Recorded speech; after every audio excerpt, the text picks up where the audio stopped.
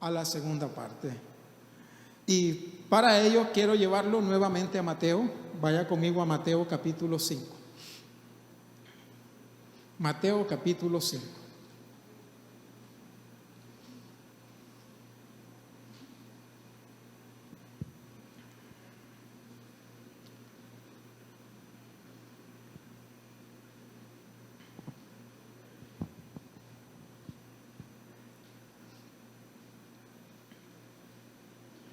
Voy a leer el versículo que necesito es el 25, pero voy a leer a partir del 23 para tener un poquito más de contexto del pasaje, ¿sí?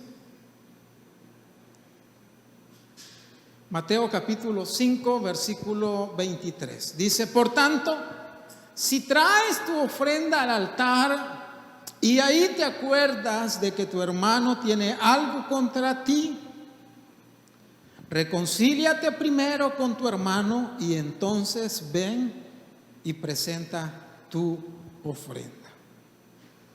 Versículo 25. Ponte de acuerdo con tu adversario pronto, entre tanto que estás con él en el camino, no sea que el adversario te entregue al juez y el juez al alguacil y seas echado en la cárcel.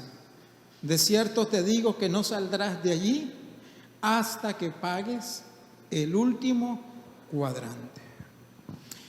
En primer lugar, entonces, para resolver el conflicto debemos de sentarnos en privado cara a cara. En segundo lugar, para resolver el conflicto debemos llegar a acuerdos. Diga conmigo, llegar a acuerdos. Obviamente que yo estoy hablando desde el punto de vista que uno puede sentarse y puede llegar a acuerdo con gente racional, porque hay gente que es irracional.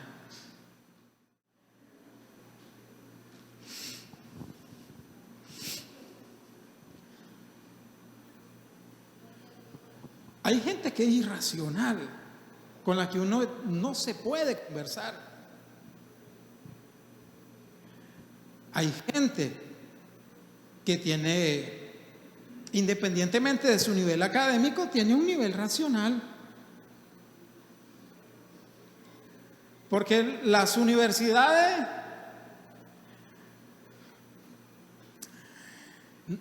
uno de los grandes vacíos de la universidad es que las universidades no forman valores. Se lo repito, uno de los grandes vacíos de las universidades es que las universidades no forman valores. Muy pocos. El énfasis de la universidad es formar profesionales competitivos. Pero no hay un énfasis en la universidad en formar valores, muy escaso. Entonces una persona puede tener un alto nivel escolar, pero puede tener muy pocos valores.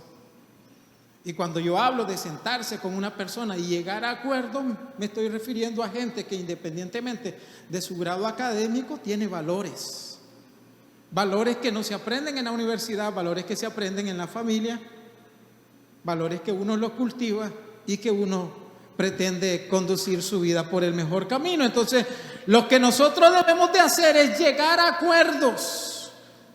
Hemos ganado mucho si una persona con la que tenemos conflicto decide sentarse con nosotros y conversar. Y entonces, teniendo presente todo lo que mencioné el domingo pasado, nosotros lo segundo que hacemos es llegar a acuerdo. Diga conmigo, los conflictos son una oportunidad para llegar a acuerdos. Una vez más, los conflictos son una oportunidad para llegar a acuerdo. Eso significa que nosotros, para llegar al acuerdo, debemos de tener una disposición. Ambos, las personas implicadas, debemos de tener una alta disposición para llegar a acuerdo, de manera que podamos salvar la relación, la comunicación. Pero tiene que haber una buena disposición de las partes involucradas, disposición a negociar, porque llegar a acuerdo no es llegar a imponer mis reglas, Llegar a acuerdo es llegar a negociar. No es decir, a mí me parece esto y vamos a hacer esto. No, llegar a acuerdo es llevar una propuesta que beneficie a ambos. Ese beneficio común. Porque nadie va a llegar a acuerdo si solo beneficia a la otra persona. Llegamos a acuerdo que nos beneficie a nosotros.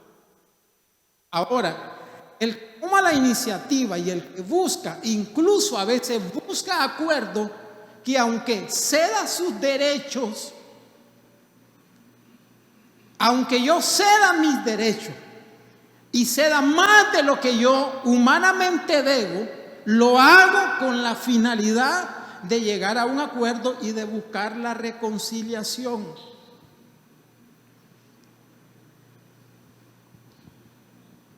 Y yo sé que tratar de ceder nuestros derechos es algo que nos cuesta a todos. Más en nuestro tiempo que todo el mundo habla de derecho, derecho, derecho, derecho. Y más si tenemos aquella ideología que derecho que no se defiende es derecho que se pierde. Y a la mujer le han metido por todos los sentidos que tiene que defender sus derechos. Y al hombre también le han metido por todos los sentidos que debemos defender nuestros derechos. Entonces, ¿para qué nos sentamos con alguien? Para llegar a acuerdos. Lo voy a llevar a un ejemplo en la Biblia. Y a mí me gusta cómo él resolvió el conflicto y cómo llegó a acuerdo. Vaya conmigo al libro de Génesis, por favor. Génesis capítulo 13. Aquí hay un conflicto. Este es un personaje bíblico. Y a mí me gusta cómo él solucionó el conflicto llegando a acuerdos. Y vamos a ver algunas de las cosas que hizo. Génesis capítulo 13, por favor. Génesis 13.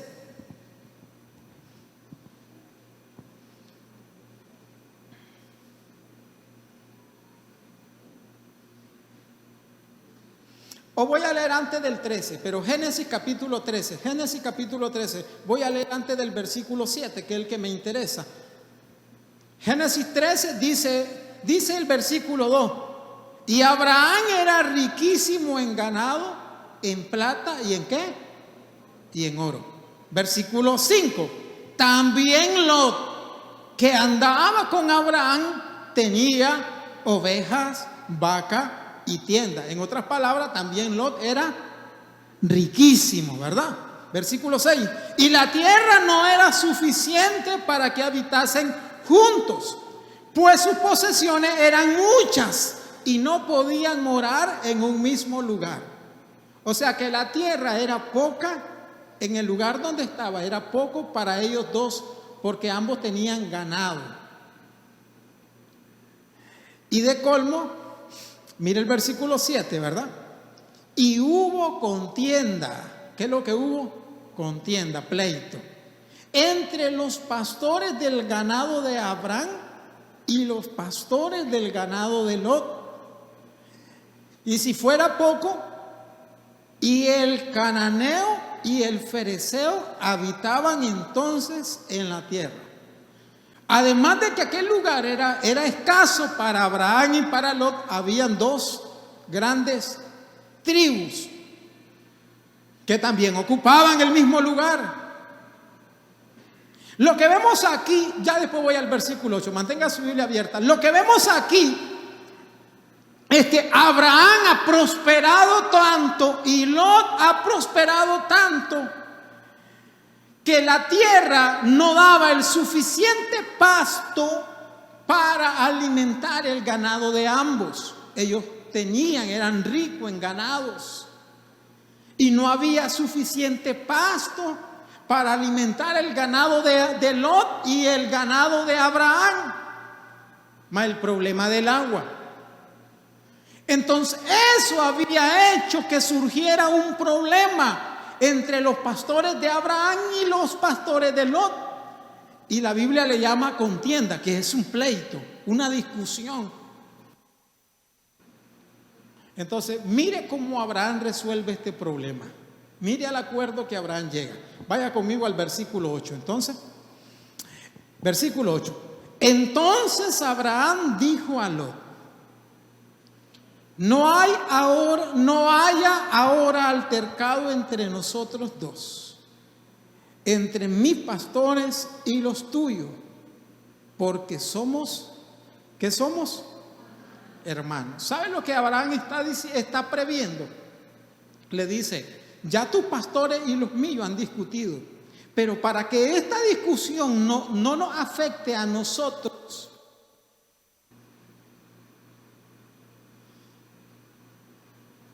que no haya pleito entre nosotros dos, porque nosotros dos somos. Para Abraham era muy importante resolver aquel conflicto. Era muy importante por el grado familiar que había, por el vínculo sanguíneo. Todos nosotros sabemos que Abraham era el tío de Lot, pero no solamente era el tío. Si usted lee la historia, usted se va a dar cuenta que Abraham casi fue el papá de crianza. O sea, Lot se terminó de desarrollar y de criar porque el papá de Lot murió siendo Lot joven. Y entonces Lot siempre estuvo bajo la tutela de Abraham. Era como un hijo de crianza, aunque en realidad era su sobrino. Pero ahora ya Lot es un hombre y tiene muchas posesiones. Y Abraham prevé para que este conflicto no llegue a afectar el vínculo familiar. Le hace una propuesta. Mire, siempre es importante considerar el vínculo, hermano, que nos une a alguien. Siempre es importante considerar el vínculo que nos une, el vínculo familiar. No podemos ignorar lo que nos une a una persona y eso debe de ser considerado. ¿Usted le daría importancia a una discusión que usted haya tenido con alguien en el mercado si usted sabe que nunca más lo va a volver a ver? Por supuesto que no. ¿Cuántas veces a usted le ha gritado manejando y de manera grosera, incorrecta? Alguien le gritó porque usted maneja despacio, el otro le gritó porque usted maneja muy rápido. Al fin, usted se molesta con alguien que le haya gritado en la calle: ¡perico! Usted no le da importancia porque usted no tiene ningún vínculo con ese individuo. Pero uno le da importancia cuando de por medio hay una relación con la que nosotros tenemos un vínculo. Y muy especialmente hay que cuidar los vínculos familiares. Diga conmigo: hay que cuidar los vínculos familiares. ¿Ok? Entonces, mire lo que dice Abraham. Versículo 9. ¿No está toda la tierra delante de ti? Yo te ruego que te apartes de mí. Si fueres a la mano izquierda, yo iré a la derecha. Y si tú fueres a la derecha, yo iré ¿a cuál? A la izquierda. Ahí hay varias cosas importantes. Primero, Abraham no impone sus reglas. Diga conmigo: Abraham no impone sus reglas. ¿Sabe lo que Abraham le dice? Yo te ruego. Es una solicitud de Abraham, es una petición con un tono que cualquier persona escucha. Pero si Abraham le hubiera dicho: te exijo, te demando, no tienes otra opción, tienes que hacer esto. Contrario a esos términos, Abraham decide decirle: te ruego.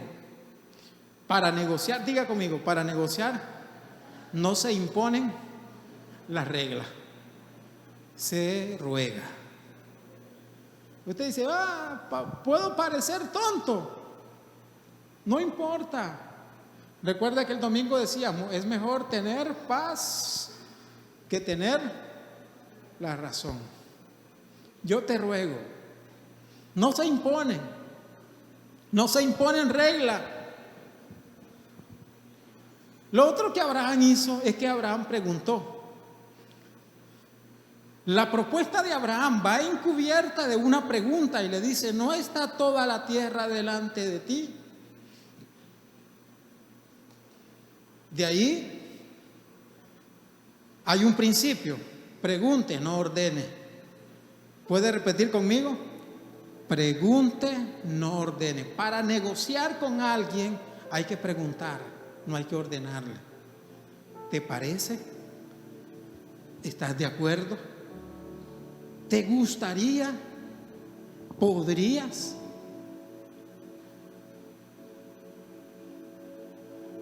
No se ordena. Si usted trata de sentarse con alguien para ordenarle, nunca, hermano.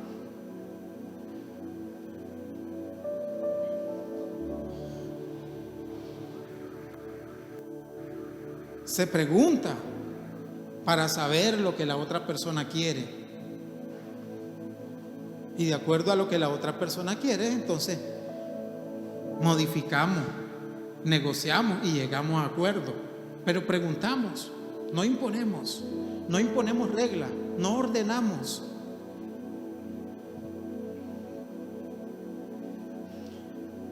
Abraham buscó un punto en común. Para negociar siempre es necesario buscar un punto en común. Abraham le dice, tú necesitas tierra, yo necesito tierra. ¿Te parece que nos separemos? Eso los beneficiaba a ambos. Es muy importante que cuando uno negocia sea algo que nos beneficie a los dos.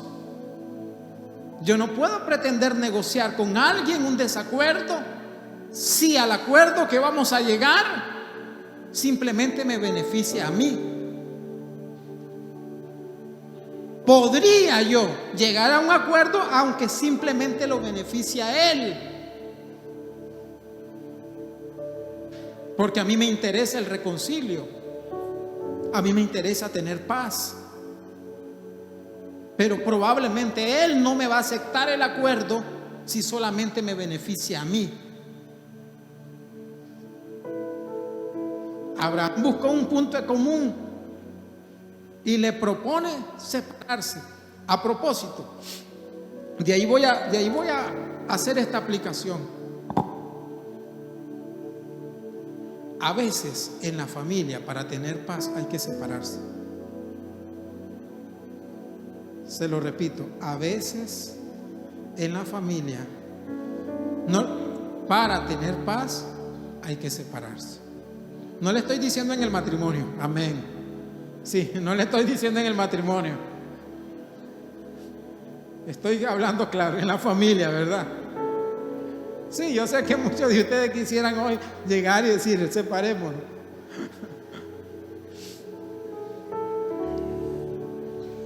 No sé por qué el hermano Connie le está dando fuerte al hermano Oscar ahorita.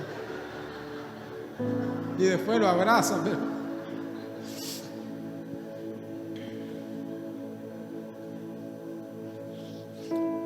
yo siempre tengo esta idea. Por ejemplo, cuando yo voy a una casa y viven muchas familias en esas casas, la primera idea que se me viene, aquí hay muchos pleitos. En serio. Aquí hay muchas discusiones. Usted conoce una casa donde viven 4 familias y tienen hijos pequeños. Pueblo pequeño, infierno grande, hermano. Uf.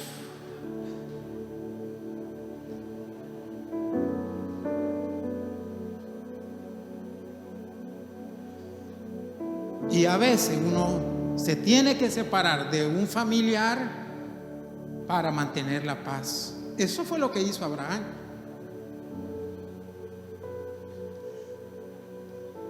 Ellos se separaron, pero no quedaron, mira qué importante esto, se separaron pero no quedaron como enemigos, no quedaron peleados.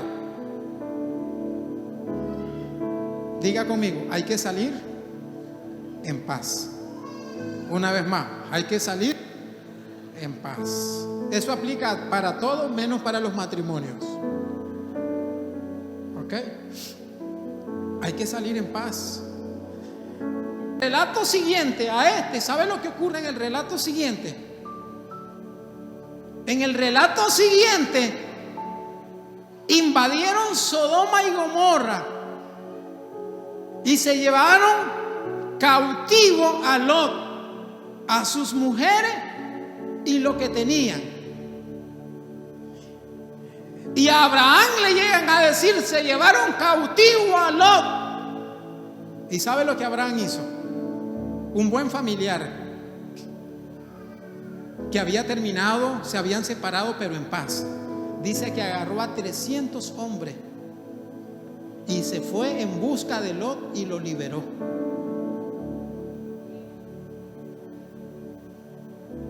Eso es lo que hace un familiar. ¿Qué indica eso? Que la separación de Lot y Abraham fue una separación en paz. Fue una separación pacífica. Y que ellos se separaron para tener esa paz. Si ellos no se hubieran separado, probablemente el pleito hubiera llegado entre Abraham y Lot. Y quiero terminar con esto casi. Ya termino con esto. Mire, para negociar es importante ceder su derecho. Diga conmigo, para negociar es importante ceder sus derechos. Termino con dos cosas. Primero con Abraham. Abraham cedió su derecho. ¿Por qué? ¿Dónde lo vemos eso? Abraham le dijo a Lot, escoge. Mira toda la tierra. Era ir más allá de donde la vista le daba. Si vas a la izquierda, yo iré a la derecha, le dice Abraham. Y si tú eliges la derecha, yo iré a la izquierda. ¿Sabe quién tenía el derecho de escoger? Abraham. Y si Abraham le hubiera dicho a Lot, por derecho de antigüedad, por derecho paternal, si Abraham le hubiera dicho a Lot, yo voy a escoger a la derecha y tú te vas a la izquierda, Lot no hubiera tenido opción. Pero Abraham decide ceder su derecho en esa negociación y le dice, escoge tú. ¿Sabe por qué a nosotros nos cuesta llegar a acuerdos? Porque en los acuerdos a los que nosotros queremos llegar son acuerdos egoístas, en la que nosotros escogemos y decidimos la mejor parte para nosotros. Y como Luis ya vino hace unos minutos, yo tengo que terminar. Pero quiero terminar con dos versículos, por lo menos los quiero leer. Los pensaba explicar, pero por lo menos los quiero leer. Vaya conmigo a Filipenses 2:4, por favor. Filipenses 2:4.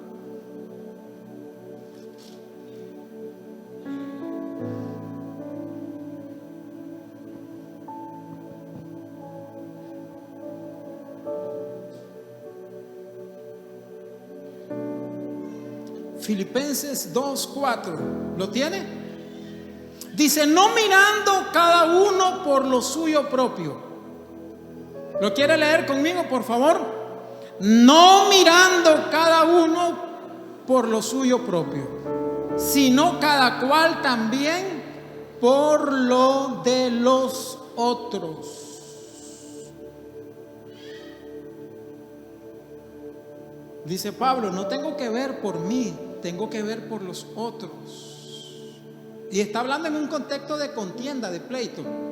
Mira el versículo 3, dice, no hagáis nada por contienda o por vanagloria. Dentro de un ambiente de pleito y de contienda, dice Pablo, es importante que no veas para ti, sino que veas para el otro.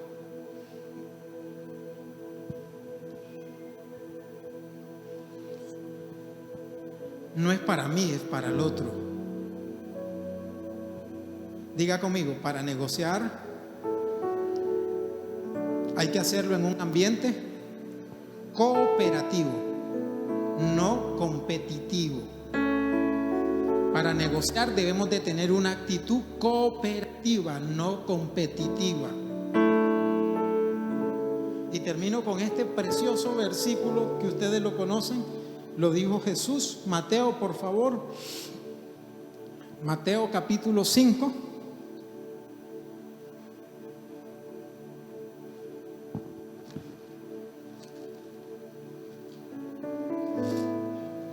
Mateo capítulo 5.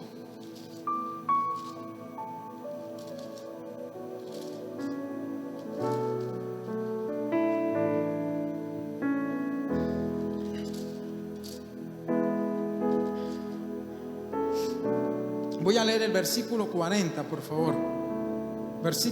Mateo 5, 40.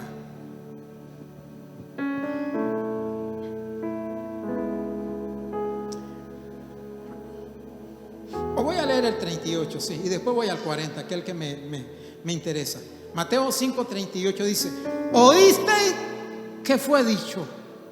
Ojo por ojo y diente por diente. Pero yo os digo, no resistáis al que es malo. Antes, a cualquiera que te hiera en la mejilla derecha, vuélvele también la otra. Versículo 40. Y al que quiera ponerte a pleito, en contienda, ¿verdad?, en discusión, en conflicto, y quitarte la túnica, déjale también la capa. ¿Por qué leo este versículo? Porque estoy hablando de que para negociar hay que aprender a veces a ceder nuestros derechos. Y Jesús dice: te quieren quitar la capa, entrégale todo.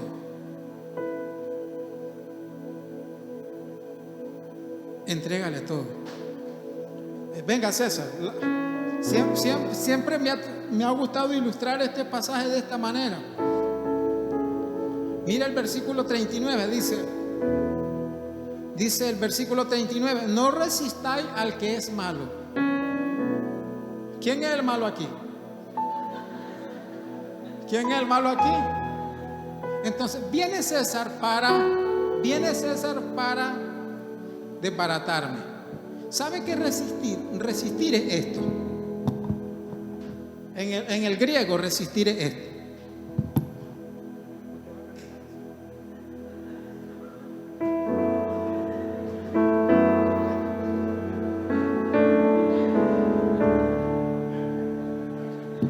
Un aplauso para César.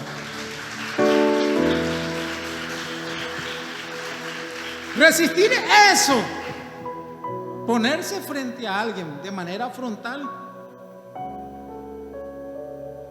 Y Jesús dice: no resistan al que es malo. ¿Te quiere quitar el saco? Entrégale también la corbata.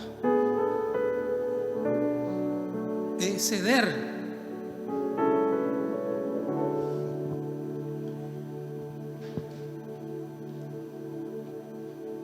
Es algo que a nosotros nos cuesta.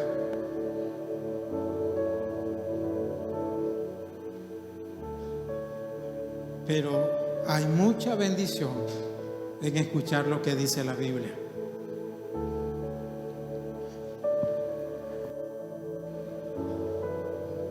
No debemos ir por la vida, hermano, peleándonos con todo el mundo. Escoja su batalla. Escoja su batalla. Ayer casualmente miré una película, pura casualidad. Llegó cuando ya estaba la parte final de la película. No recuerdo porque ya cómo se llamaba, pero era basada en la vida real. Eran de 4 muchachos norteamericanos que estaban en Corea y habían sido torturados. Uno de ellos, que era un chavalo como genio, en el campamento, a ellos lo ocupaban para hacer carretera, pero eran esclavos, los tenían secuestrados y lo ocupaban para abrir camino, hacer carretera. Y entonces en el campamento el muchacho, que había tenido estudios sobre eso, hizo un radio y se conectaban a una batería de uno de los camiones, escondido por supuesto, y de vez en cuando se ponían a escuchar radio, las noticias. A ellos le descubren el radio y entonces ya sabían que era uno de los 4, los ponen a los 4 en fila y llaman a uno al azar y lo empiezan a torturar. Y cuando le empiezan a dar con un bate, preguntándole que quién había hecho el radio, y le empiezan a dar con el bate, entonces el muchacho que había en realidad hecho el radio, él dio 2 pasos adelante, se quitó los lentes y dijo: déjenlo, yo hice el radio. ¿Y para qué contarle? A ese pobre lo golpearon como usted no tiene idea. Según la película, llegan una brigada norteamericana, cae en el lugar, los libera a todos y se llevan a los muchachos libres a Estados Unidos. La guerra termina, solamente sobreviven 2. Los otros estaban tan golpeados y tan lastimados que no sobrevivieron. Solo sobrevivieron 2, el que había hecho el radio y uno más. Años después, la guerra terminó, años después la película los presenta a ellos ya casi, eran chavalos en la película, cuando estaban secuestrados eran chavalos, pero años después pasa la guerra y ya eran unos señores muy de edad. Y entonces se encuentran los 2 que habían sobrevivido y le dice uno al otro: es la fecha y yo no duermo, le dice, porque todavía me despierto soñando que me están golpeando, no logro dormir, no sé si puedo sobrevivir con esto, pero aquí te traigo, y le enseña un periódico donde el lugar donde ellos habían sido secuestrados se había convertido en un lugar turístico, y el administrador del lugar era uno de los que a ellos lo había golpeado.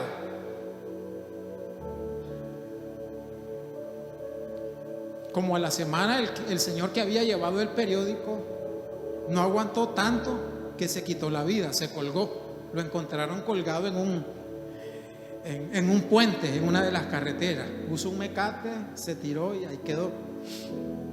El otro, que era el que había hecho el radio, que había sido lastimado, eso es basado en la vida real.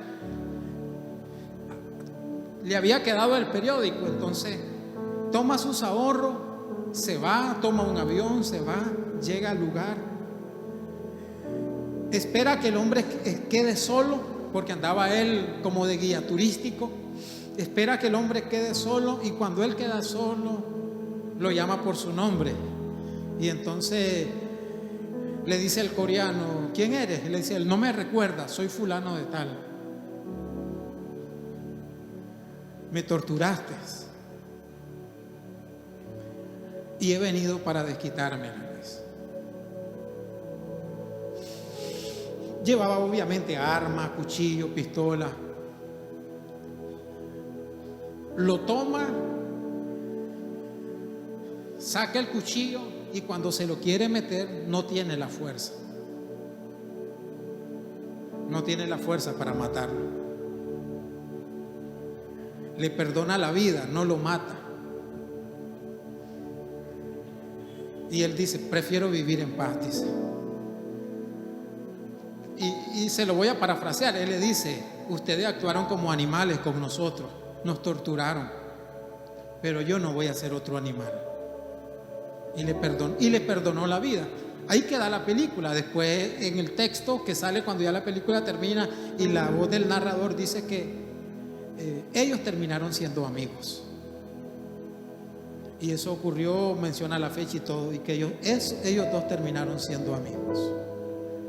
¿A qué quiero llegar? Uno no puede ir por la vida peleando, hermano. La vida es tan pasajera que hoy estamos y mañana no.